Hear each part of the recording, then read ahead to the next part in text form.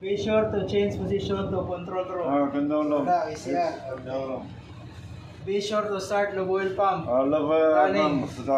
Take measure that the main engine never start. Possible general operation on board. So the engine is now in stop position. Okay? Push the RDO test of the control room display and RDO test. This is the new chief engineer. Okay, you push. Ayo siya, ikaw nando. Ayo siya na. Ayo siya po na kayo papalpak na. Push the condition select. Condition select na sa pinakaundo ha. Condition select.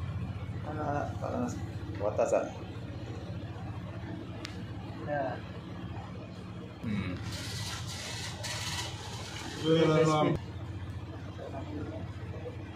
Sige, ituyok na. Kaya muliyok na imong god. Naway mong rack niyo. Imong indicator ni saka na. Indicator.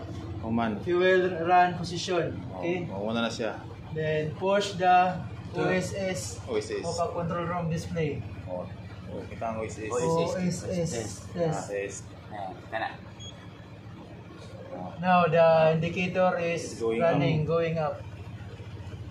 Pump mark indicator become 0. Kaya naman si Cobus. Mag 0 to, alarma na kagad siya. Yes, correct.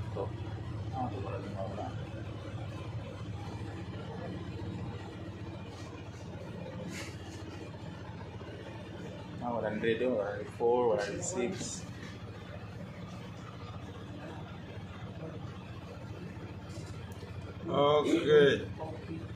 Okay, 0. See? 0.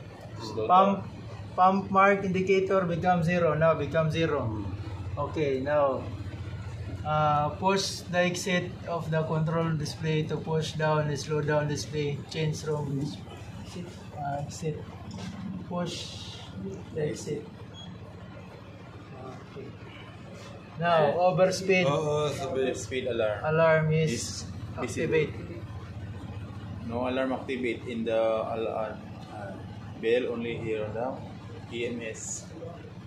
This is the handsome chief engineer, the handsome first engineer. Ato no ni vlog, babangwa na po ni. Now everything is done well. So Zero segundo. confirm that the close indicator overspeed control room display is on. So this one overspeed is on.